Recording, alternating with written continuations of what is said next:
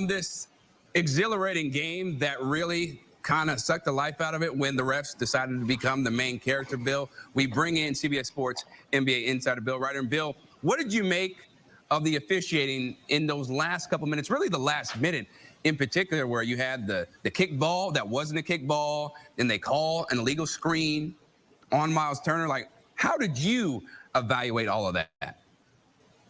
As a significant portion of the heartbreak you're feeling if you're the Pacers. You're right. They missed the kick ball. It was obviously deflected by the player's right hand. Although I'll say this, Chris, if you're Rick Carlisle's staff, you got to see that in real time and challenge. They had a challenge remaining, and the play we're seeing there, the foul call, Miles Turner, let's call it what it is. It's garbage. It's not the only reason the Pacers lost that game. They're really just clunky technical fouling Jalen Brunson before the ball's inbound to give them the opportunity to go up 2 possessions. This was heartbreaking for Indiana. Officiating and their own decision-making, because they played such a clean game for most of the game, Chris. They played a great basketball game, and they really gave it away. You're right, with an assist from the officials. But again, there are a couple moments, there at least one, where there's a challenge. Use the challenge on that deflected pass that was not a kick ball, and maybe it's a different basketball game. Well, the thing is, apparently, according to the broadcast, they said you can't challenge a kick ball. So I think they need to,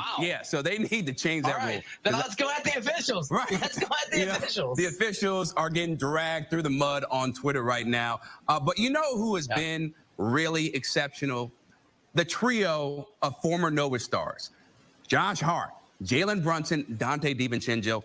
How much can you say about the performance and the way they carried the squad that is very thin when it comes to Tom Thibodeau and the rotation that he has? Like, they're only going La ciudad de Nueva York está de fiesta, ya que su equipo de básquetbol también está entre los primeros de la NBA. Así que Nueva York tiene a los Yankees en el primer lugar y tiene a su equipo de básquetbol también metido entre los primeros por la lucha del trofeo. Guys that you mentioned have been extraordinary, not just in this game, but over the course of this postseason. Really, as the Knicks asserted themselves and captured that 2 seed toward the end of the season.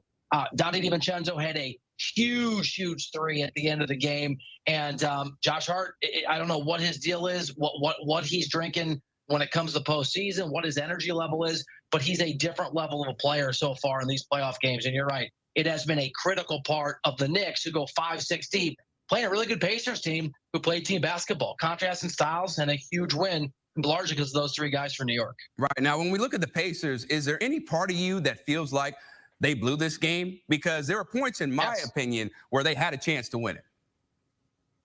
Yeah, I mean, they did blow the game. I mean, late in the game, they only had 4 turnovers. I think they finished with 32 assists. They've been incredible this postseason at moving the basketball. And obviously it was a battle to control the tempo, but we saw them, Chris, again and again, get out in transition, push the fast break, off of misses, off of mix sometimes. And they were wearing down the Knicks. Jalen Brunson looked tired. It looked like Tibbs wasn't going to go to his bench, wasn't going to expand that rotation. It really felt like advantage Pacers, even though the game was close for the entirety of the game. For the last 3 or 4 minutes, I thought, and I think most people watching thought, they were going to steal this game. Now, as we've talked about, the officials did not do the Pacers any favors, but they played such a clean game until the very end. There are certainly some self-inflicted wounds there that allow the Knicks to take advantage and steal another playoff game that felt like it was going a different direction. Yeah, definitely some of those turnovers, like Tyrese Halliburton, Pascal Siakam, not controlling the ball when the Knicks defense was all over them. But when you look at the Knicks, right, so they get the game 1 win. That's important. But realistically, man, how sustainable is it for this team to keep playing like this when they are playing at a fast pace, knowing that they have such a limited rotation?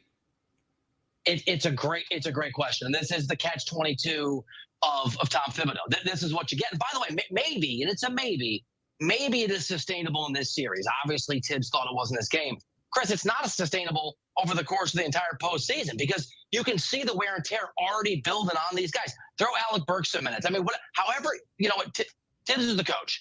You figure it out, but you cannot play 6 guys. You can't play 5 guys, 35, 36, 37 minutes. And you're right. The Pacers, and we talked about this pregame, you and I and John Gonzalez, Indiana's going to get out and run. They have the second highest pace of play in the NBA. The Knicks are not accustomed to that. They play the slowest pace of play in the game. And at a certain point, and maybe Tibbs will go against his nature and his history and make this adjustment as the series progresses, but you are not going to be able to go toe-to-toe with the Pacers over the course of this series, play that limited number of guys, rack up those minutes, and win the series and be in good shape for the Eastern Conference Finals if you give there.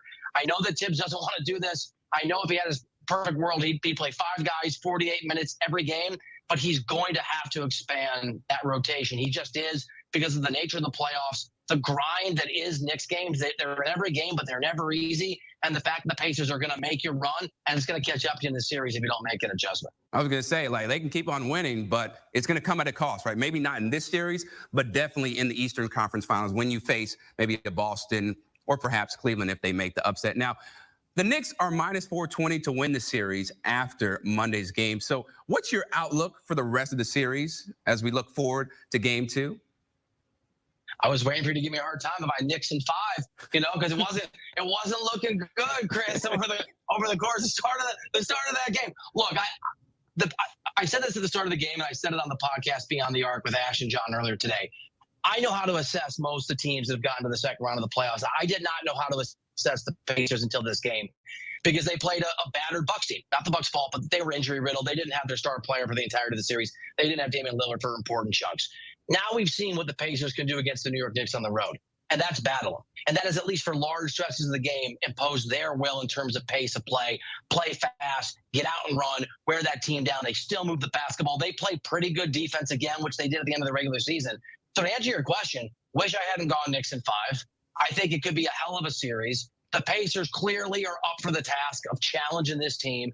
It's going to be a competitive series. And I think the fact that again, just like the Philly series, everything in Game 1 was in the margins. Call goes a different way. Turnover goes a different way. This shot doesn't go down.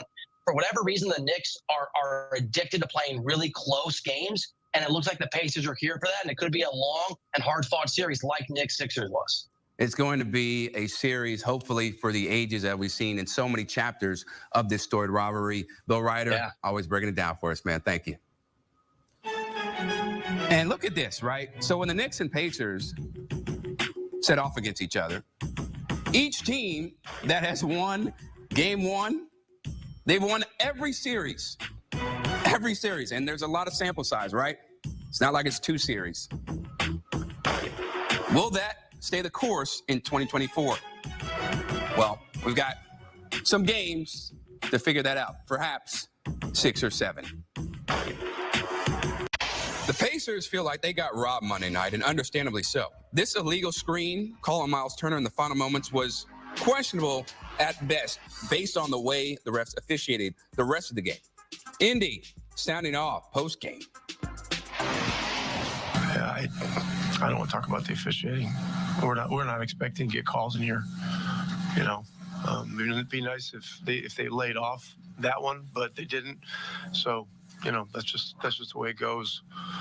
I mean, we challenged it, they reviewed it, they got a bunch of people in New Jersey that agreed with them, so todavía no se explica cómo perdieron el entrenador, el director técnico.